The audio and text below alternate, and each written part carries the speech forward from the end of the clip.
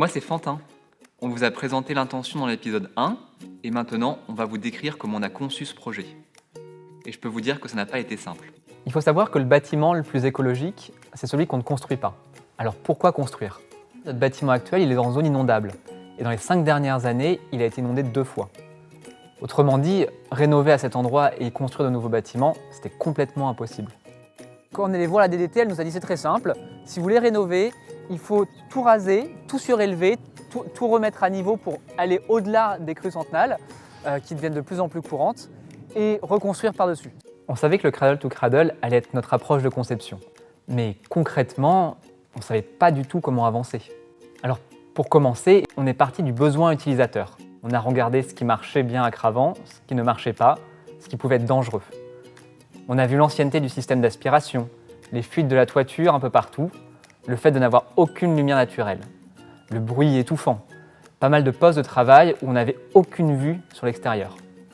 Et ça, c'était vraiment plus possible. Ici, on a tout un système d'aspiration.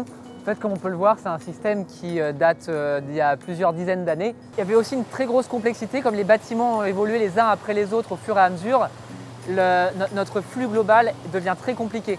On a un flux qui est logiquement assez linéaire.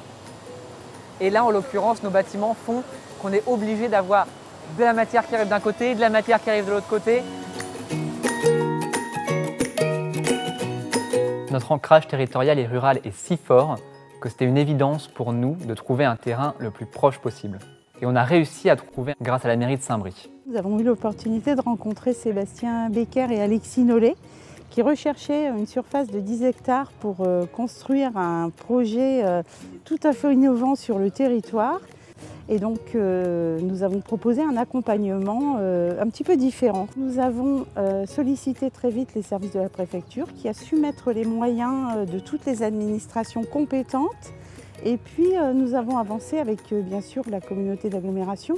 C'est innovant dans le sens où on n'a pas l'habitude de procéder comme ça habituellement. On est englué dans des systèmes de compétences. C'était vraiment toute une énergie qu'on a su mettre, tout le conseil municipal, de voir aboutir ce projet.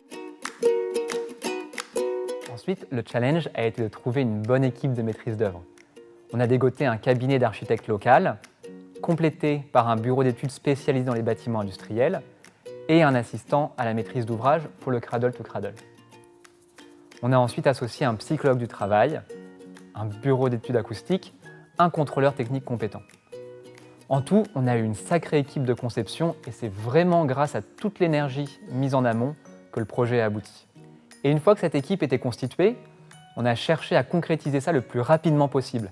Et on allait vite, vraiment vite, pour déposer le permis de construire. Et quand on a construit, on a fait des fouilles archéologiques évidemment. Et dans notre premier projet, l'école était en plein milieu d'un endroit qui n'était pas constructible, juste derrière la friche. Et ça a remis un énorme coup au projet parce qu'on était hyper en avance dans le permis de construire, on avançait vite, on avançait bien. Et en fait, ça nous a complètement mis un coup d'arrêt. C'est ça qui nous a poussé à aller plus loin dans la démarche parce que vu qu'il y avait un coup d'arrêt, on s'est dit bon, il faut qu'on le transforme en opportunité. Et le transformer en opportunité, ça voulait dire repenser, pas juste en déplaçant les bâtiments, mais repenser la cohésion, repenser la cohérence entre les bâtis.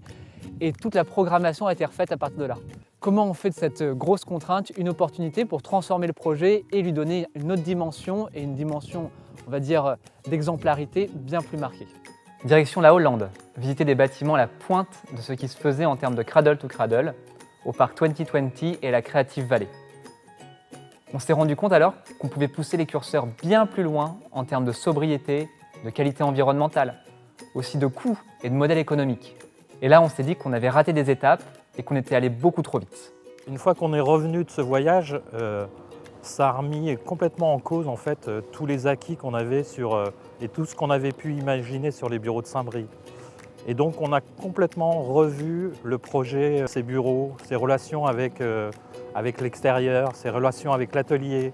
Quelle est la vision d'un client ou d'une personne externe qui arrive dans les bureaux de Saint-Brie? Je pense qu'on a tous été très étonnés de tous les projets qu'on a pu voir là-bas.